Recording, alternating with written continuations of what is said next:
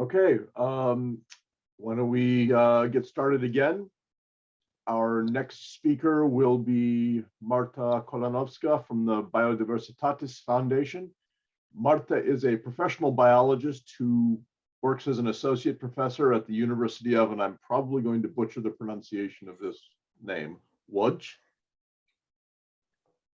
At the University of Łódź in Poland, and as a researcher at the Global Change Research Institute in the Czech Republic. Her research interests include the diversity of Orchidaceae and the evaluation of the impact of global warming on the ecological niches of orchids. She's described more than 350 new orchid species, mostly from South America.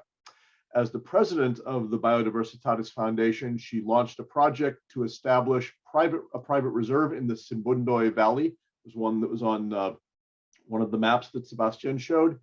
And in this area, the reserve helps to protect the unique orchid flora of this area. So I'm going to stop sharing my screen and turn it over to Marta. Okay, so welcome everyone, and thank you so much for the invitation for this symposium. I'm in Poland now, and as you probably know, we are now struggling with the migration crisis caused by the Russian invasion of Ukraine. So I'm very glad that I can at least virtually meet orchid enthusiasts and those interested in nature conservation. Today, I will talk about the initiative of orchid conservation, which we are going to launch in southern Colombia, the project called La Palma. As you know, the tropics are the most biodiverse, yet relatively little recognized and poorly protected regions of the world. The constant habitat loss results in extinction of many organisms in the wild. And if we will not support conservation of tropical ecosystems, we can lose numerous orchids, including those not yet discovered. So we recommend not only direct protection of tropical forest, but also intensification of research on structure and ecology of these ecosystems.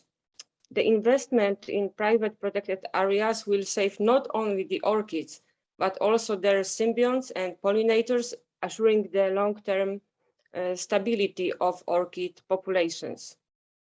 First, I would like to give you some information about the state of private protected areas in Colombia.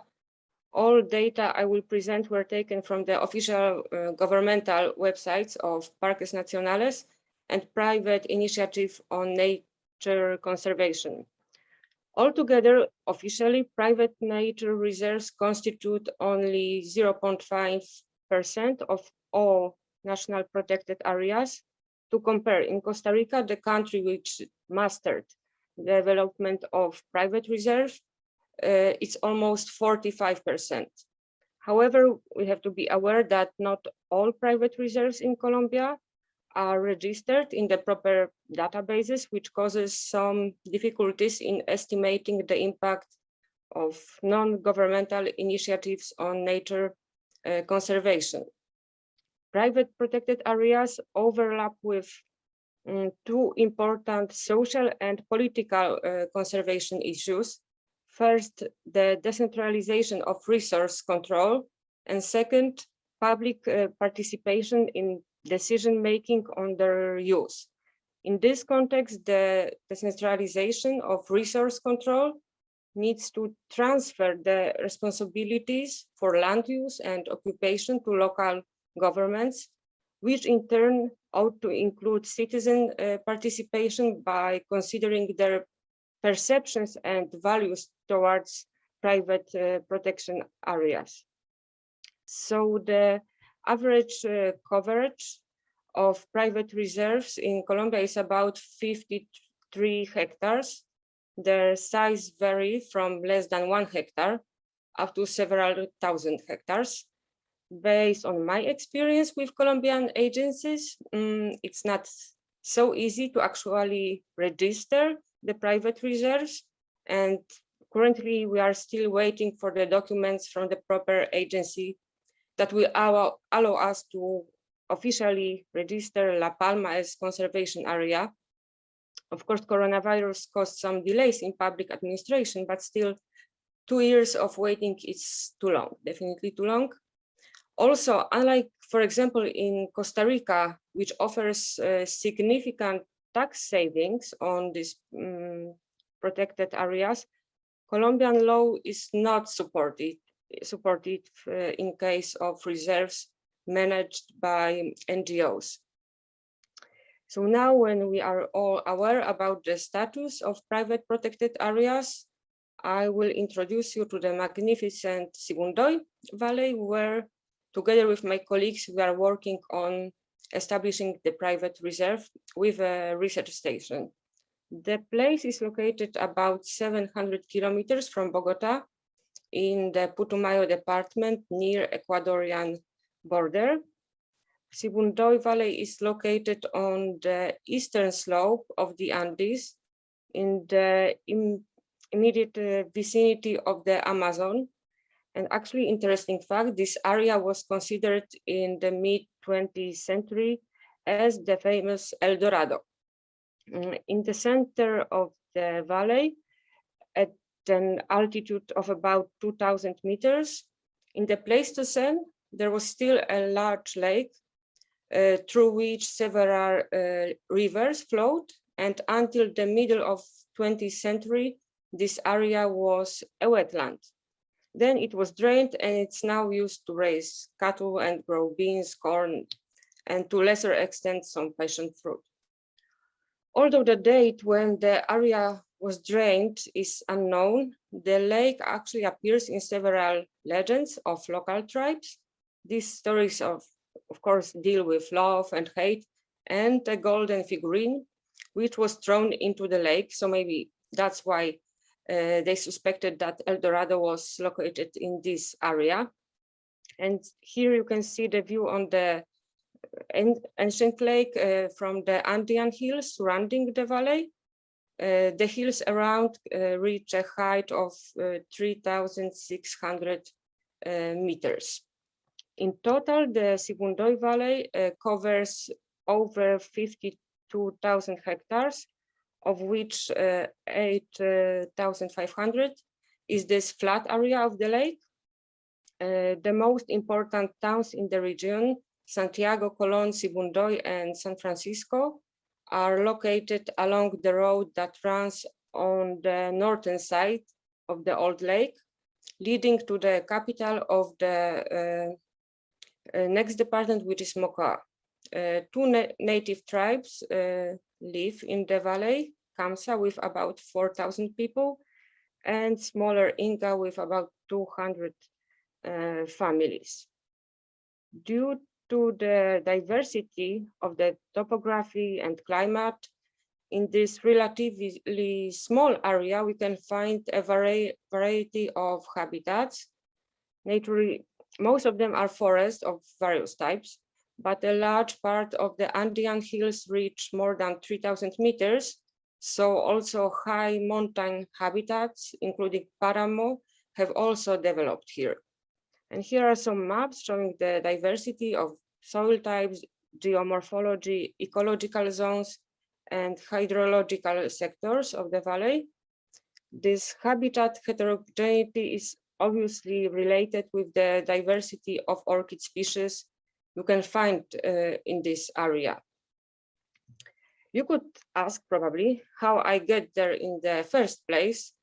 Well, I was doing my master thesis focused on genetics of one of Dactylorhiza species in Poland. And in this time, I could only dream about seeing the diversity of tropical orchids. But unexpectedly, in 2008, I won a contest organized by Colombian Embassy in Poland on biodiversity of Colombia, and the embassy paid for my trip to El Cocuy National Park in Colombia. This trip finished earlier than I expected because my money, passport, camera, and other important stuff was stolen. So I had to go back to Poland. But after seeing this enormous biodiversity of Colombia, I was eager to come back there. And a year later, I began my doctoral studies and I was awarded with a grant so I could start an orchid project. My PhD was focused on orchid flora of Cauca Valley department, and later I was conducting some preliminary studies on orchids of the Darien Gap, which is the isthmus between Colombia and Panama. Unfortunately, the possibility of conducting fieldworks in this area was much limited by the guerrilla activities and difficulties in transportation. So I was just looking for some other place to continue my studies on the diversity of Colombian orchids. And I was advised by Pedro Ortiz Valdivieso, who helped me during my doctoral studies, to visit Sibundoy, where he expected that an extraordinary amount of orchids remained poorly explored.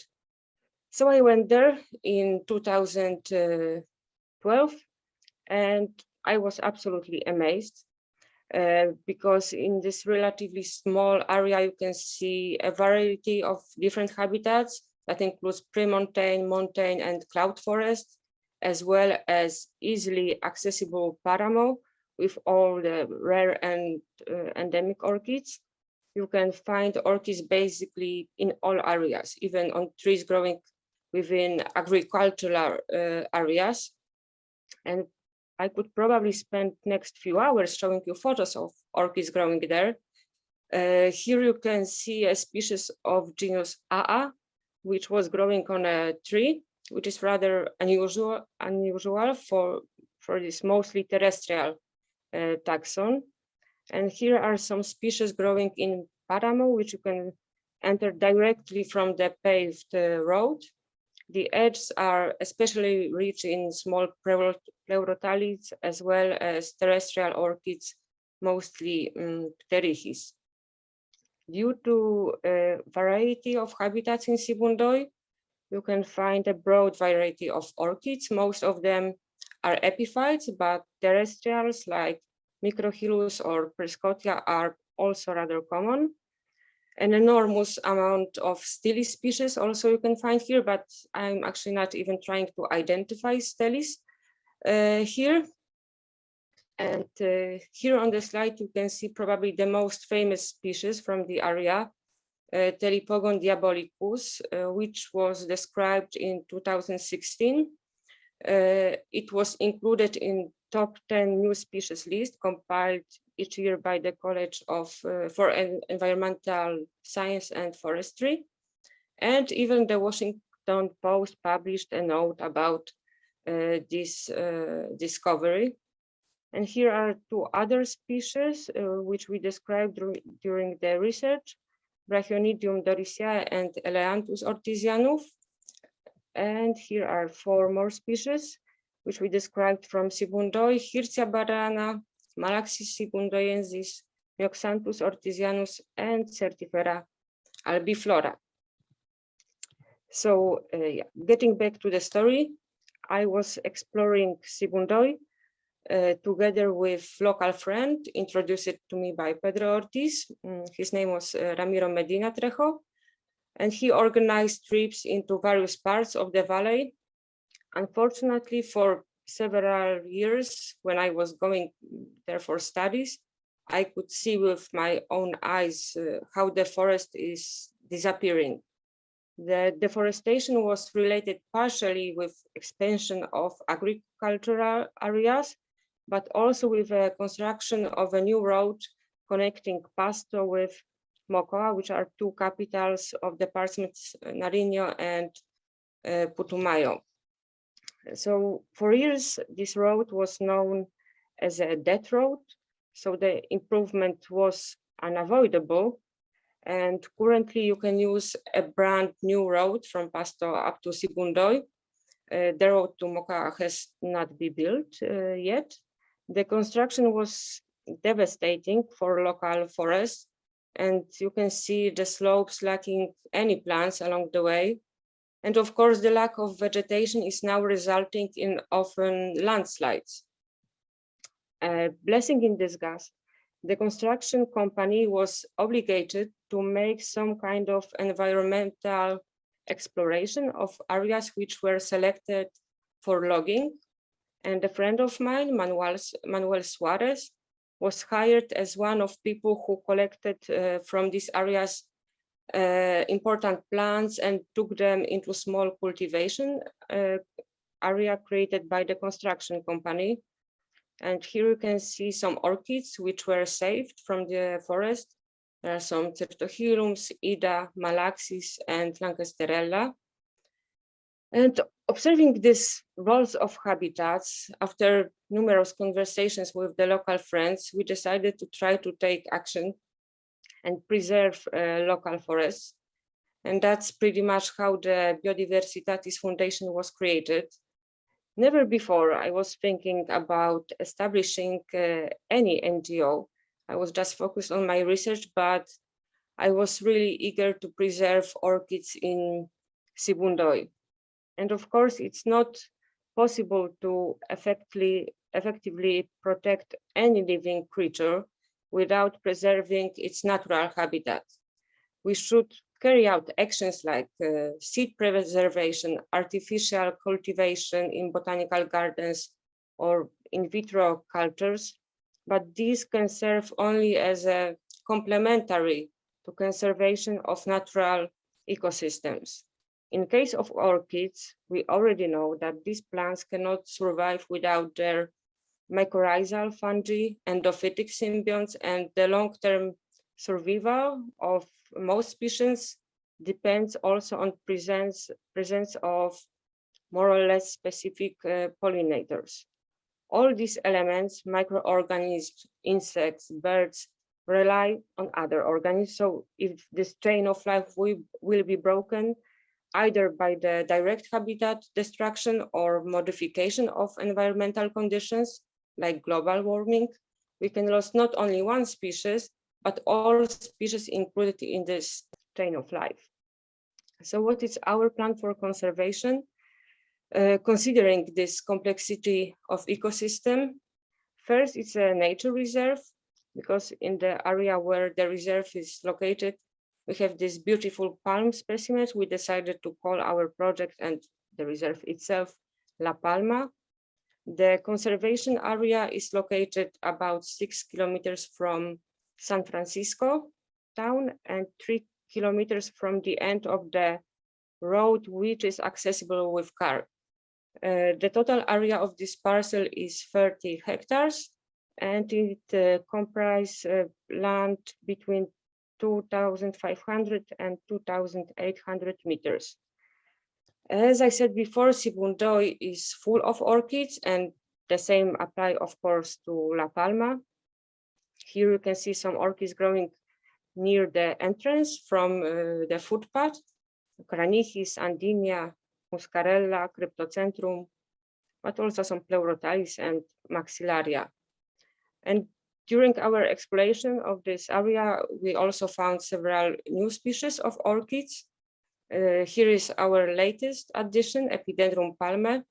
The new species belongs to Epidendrum alleni subgroup. It resembles Epidendrum tropidioides, but it's distinguished by branching inflorescence and leaf being elliptic and acuminate below the claw. And here is a photograph of terrestrial Prescotia sibundoyensis, which we described in 2019. This species was actually found sterile in the reserve during the field works, and it flowered later in cultivation maintained by Ramiro Medina in San Francisco in Sibundoy Valley. This species resembles Prescotia lohana, but differs from it by this hyaline white crisp leaf blade and prominent floral bracts. Moreover, Prescotia sibundoyensis can be also distinguished by its long leaf petiole, truncate leaf base, translucent white tepals, and leaf lacking prominent midvein, and by having longer, somewhat twisted and upcurved basal auricules. Another interesting orchid is Stelilabium latialatum. Actually, we found it in 2016, and initially identified that as Stellilabium morganae, but after careful examination, it did not fit the characteristic of this species. You can see here broad spreading column wings, which are not observed in Stellilabium morganae. And later we found also photo of this newly described species taken in Ecuador, but without detailed location data. And here is Telepogon Ramiro Medina, described in 2018, together with two other Colombian Telepogon species, which were characterized by glabrous column, lacking any hairs. This species is somewhat similar to Telepogon crosseus. Apart of the new species, we also recorded some other interesting orchids. In 2018, a second known population of Andinia panica was found in La Palma. And in the time of description, this was the only record of this species from Colombia. The species was previously known exclusively from Ecuador.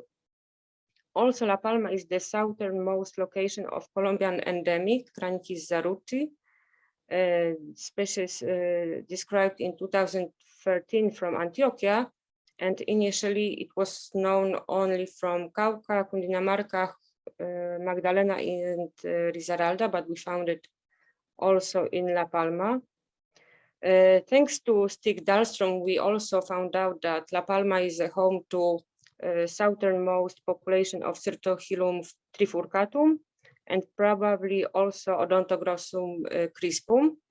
Population of Odontoglossum crispum is also important because it does not appear to hybridize with other Odontoglossum species, in contrast to the many interspecific hybrids found in more northerly populations.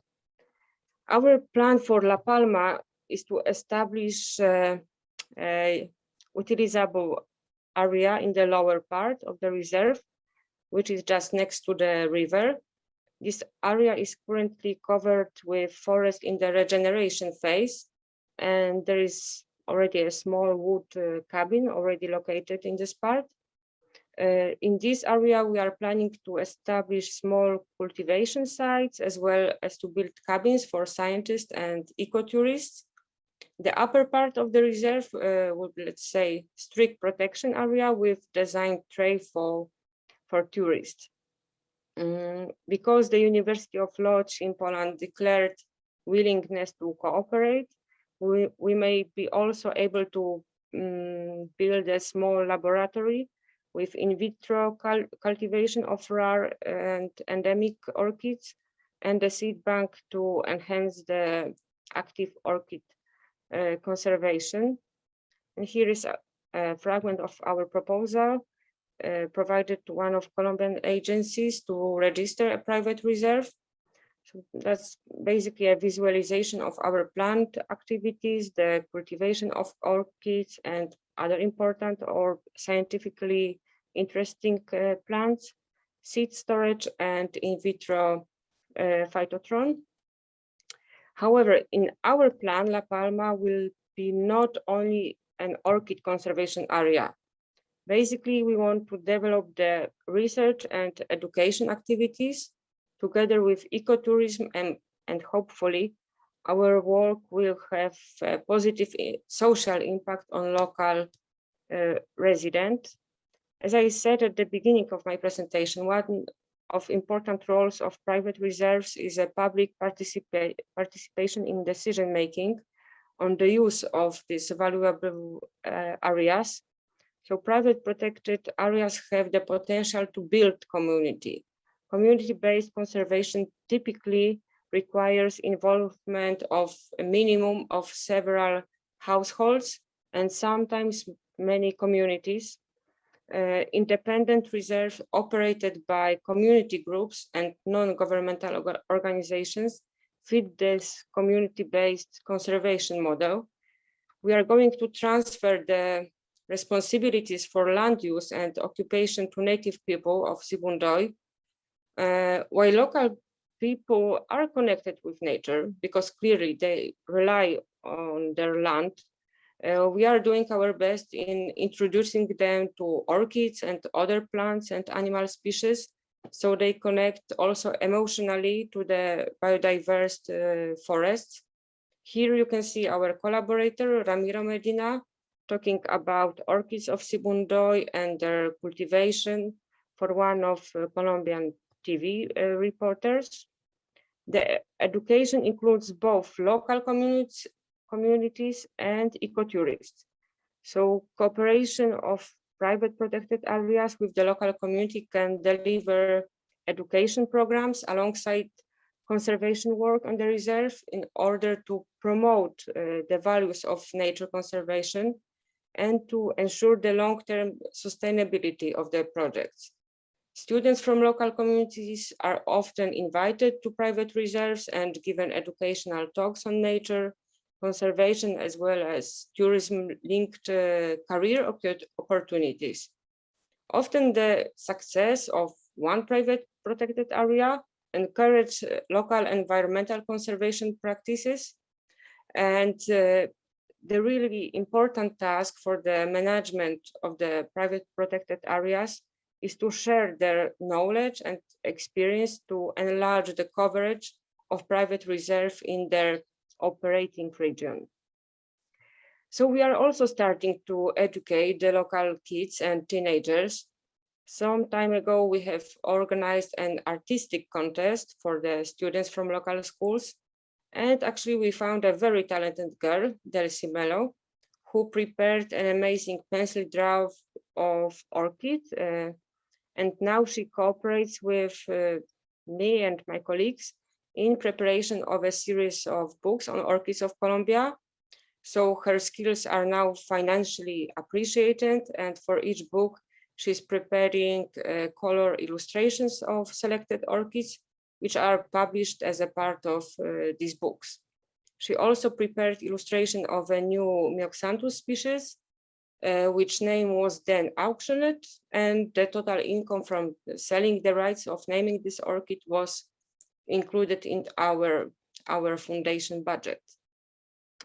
Each time my colleagues and collaborators are visiting Sibundoy, doing their research, we are also trying to show a piece of their work to the local kids. So here you can see some photos taken during preliminary studies on hummingbirds. While local people, of course, see the birds very often, that was probably the first time they could get closer look into these little creatures. The next thing, which is ecotourism, is now defined as responsible travel to natural areas that conserves the environment, sustains the well-being of local people, and involves interpretation and education. Noteworthy, education, as I said, is meant to be inclusive in both staff and guests. So considering ecotourism, environmental education helps travelers gain greater awareness of nature and offers opportunities for emotional elements of learning. Education programs in natural areas encourage visitors to consider the environmental and social consequences of their actions. Moreover, ecotourism provides effective economic income for conserving and enhancing biocultural diversity, and helps protect the natural and cultural heritage of our beautiful planet. So our hope is that education and ecotourism will prompt local landowners to convert their parcels into new conservation areas where they will invite tourists, naturalists, and scientists. Of course, this visit will bring them an honest income, and hopefully in some time, the significant part of local economy will rely on income from intact biodiverse forests. Our expectation in increasing role of ecotourism in local economy is supported by the fact that, first of all, there is a comfort route, and the trip to Sibundoy from the airport in Pasto is about 2 hours. So the area is relatively easily accessed by visitors. Second, there are already hotels located in Sibundoy. These were established to accommodate truck drivers going to Mocha.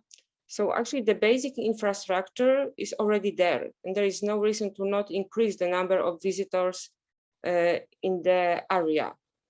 By increasing this local capacity building and employment opportunities,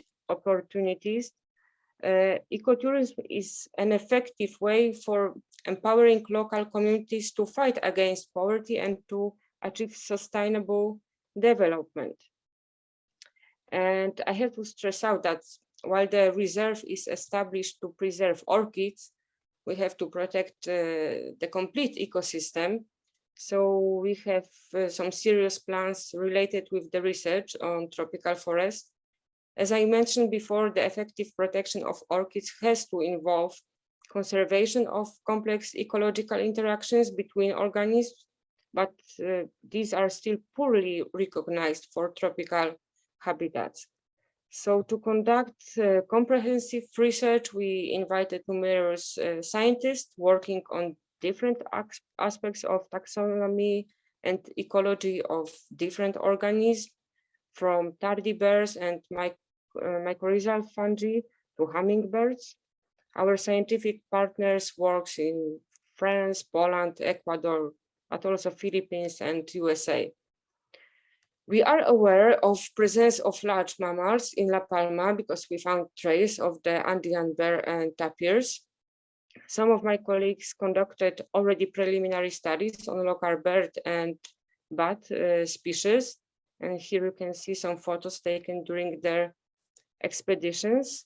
This year, a Belgian herpetologist, Philippe Koch, will hopefully visit La Palma to evaluate the local diversity of amphibians and reptiles. And in the future, we would like to raise funds to set up camera traps in La Palma and investigate large mammals living in this area. Our colleague, Isabela Stachowicz, is working on conservation of mammals in Venezuela, and she found these camera traps very useful in her research. Of course, long-term study requires at least basic facilities. Unfortunately, there is no scientific institution anywhere close to La Palma, and actually the nearest university is located in the neighboring department of Nariño in the city of Pasto. So about 5 years ago, I had a chance to learn about organization of a tropical field station during my visit in Papua New Guinea, where people from Czech Republic established Binatang Research Center. So I'm eager to create similar research center in La Palma. And the final goal of the project is also to build this research facilities to enhance the cooperation between scientists from around the world working on tropical ecosystems. Our facilities will be available for researchers, as I said, from around the world, and would allow to conduct not only research on diversity of plants, animals, and fungi in the region, but also to carry on long-term observations of the ecosystems. After all, only by understanding the ecology and the relationships between the species, we can effectively preserve these habitats. We would like the research station to be constructed with the use of recycled raw materials. Several Colombian companies process plastic waste that is later used to build waterproof houses resistant to earthquakes. The future research station will be established in cooperation with the University of Łódź, where I work, and this institution already declared financial support for the project. And that's pretty much what I would like to do in La Palma together with my colleagues. As I mentioned before, we are still waiting for the decision to officially set up a conservation area in La Palma. Currently, we are raising funds by direct donations, grant proposals, and by fundraising action Adopt a Tree, where you can buy adoption certificate and support our project. As I said before, at this moment, we are eager to, let's say, prompt the local community to establish their own conservation areas rather than expanding our reserve. We have already get in contact with WWF, and this organization is willing to buy the land next to La Palma to increase the conservation efforts, but also to encourage ecotourism to visit Sibundoy. So I hope that will work in a few years. In the conclusion, I would like to thank Orchid Conservation Alliance for their involvement in La Palma project and for providing funds to buy the land parcel.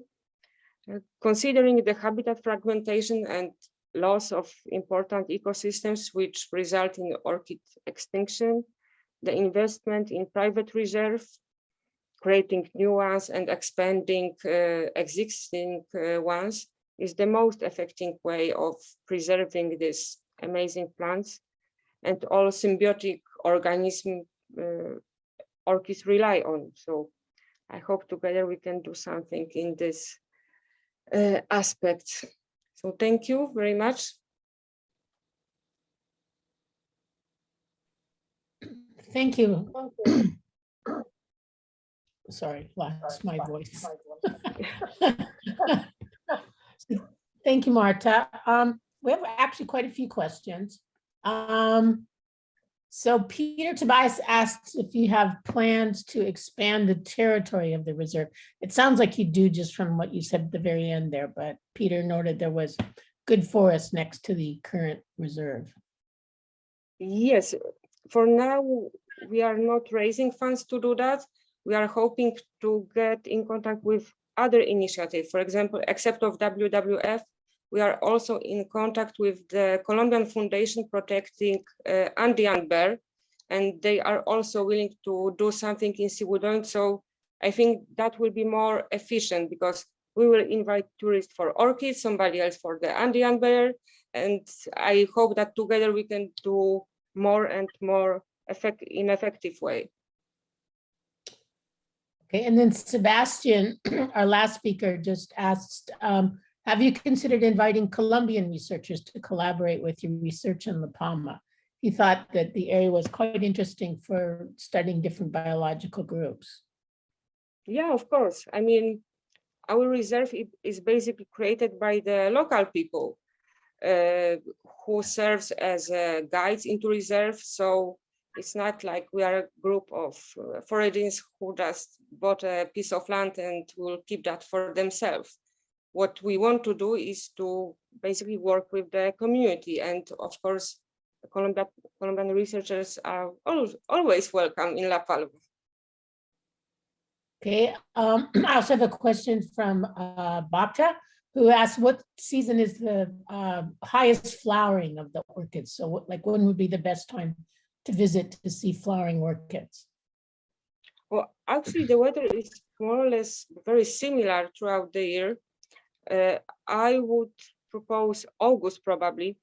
I think it's the best time, but pretty much when the timing doesn't matter. You will always find something. There is no doubt about it. I was visiting Sibundoy throughout the year, and I never was negatively surprised with lack of orchids, because there is so many different places in the area that basically you can find orchids anytime, anywhere. That's good to know. And also, if you work with the World Wildlife Foundation to purchase the adjacent land, who manages that property? Does the World Wildlife Foundation manage that, or would La Palma manage it? No, that would be owned by WWF. But currently, as far as I know, Colombian land property is very complicated things, because in many areas, there are people living there for years, but officially, actually the land is not their own property. Officially, it often belongs to the agency called Agencia Nacional de Tierras. So they have to accept that this person actually owned the land because he's living there for more than 60 years. But and the area next to reserve is this case. So there is somebody owning that, but without proper documentation. So it's a long process, but it's pretty common in Colombia that the land is inhabited, but there is no documentation on the property owner. Yeah, we ran into that previously as well in another reserve in Colombia. It was very complicated. I don't see any more questions. Ron, do you have a question? No, I think I'm good for right now. I guess maybe I do have one question. I guess in the area around La Palma, what are the largest threats in terms of habitat loss, and what's the local community perspective on those threats in terms of habitat loss? The main threat is expansion of agriculture, because simply there is not much other business in the area. So the local community relies on that. And the thing is that the reserve is away from the main road. So for now, it's, let's say, it's safe until they will build another new road and the area will be easy accessible. But working in the land with agriculture is really hard work.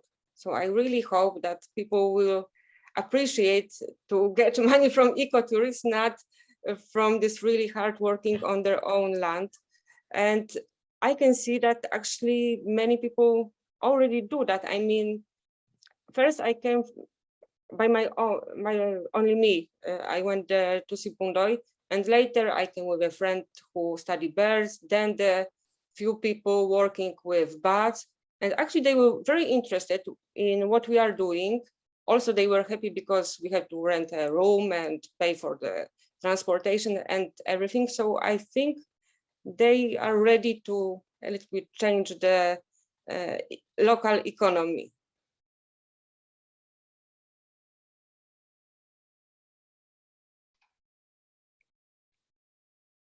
Mary, it looks like there's a few more questions. Do you want that have just popped in? Do you want to field those? Yeah, sorry, I was on mute. Yeah, no worries. Talking to myself. So Steve Beckendorf asked if there was any new information about the Telepogon diabolica that you mentioned early on. There are some seedlings in the Locus classicus where the species was initially found. And I think actually Sebastian or his friend, one of his friends, found Telepogon diabolicus in other location. I don't know if Sebastian can confirm that, but yeah, it's still there. And the tree where it grows, because it's only one tree next to the road, it's still there. Oh, that's tenuous. And then Daniel Brumar asks, what advice could you give small groups of orchid enthusiasts who would be interested in starting a local conservation project similar to what you did with La Palma elsewhere? Well, first you have to ask Orchid Conservation Allies to help you, because the first thing is to get the land. Then you can work on expansion, or actually to take any actions, you need to start with something. So I can recommend contact with Orchid Conservation Alliance. Okay, I think I missed a question here. Let me see. I don't know how feasible this one is, but Hugh Richard asked, if you are raising flask seedlings, is it possible to sell some to raise money? I think so, but yeah, it's taxes in Colombia is very complicated thing. So before we will start selling anything, we have to get through this all Colombian law to not violate any rules. It could be income, but I'm afraid that actually the taxes and other obligations may cause that we will not sell these orchids. We'll see, because it's very, I mean, the in vitro cultures will be easily established because the University of Lodz will pay for the staff and for the equipment. But the shipping outside Colombia and to get all the paperwork, all the documentation for the orchids may be not so easy, but I cannot answer this question right now because I don't know the tax rules of Colombia. It is a very complicated question. It's possible you could broker with a commercial nursery. That might be one way to do it. All right, last chance for questions. I don't see any more. Oh, here's one. How much of a threat does poaching pose to orchid species versus habitat loss? The habitat loss is the biggest threat. That's for me, it's, I mean, you can locally poach actually something, but the habitat loss, not only caused by the direct action, I mean, logging or something, but the global warming, all these anthropological changes we are making, that's for sure is the biggest problem for not only for orchids, actually, but for all living organisms. Okay, well, thank you very much, Marta. That was a very thorough presentation of the activities at La Palma, and I think everyone learned.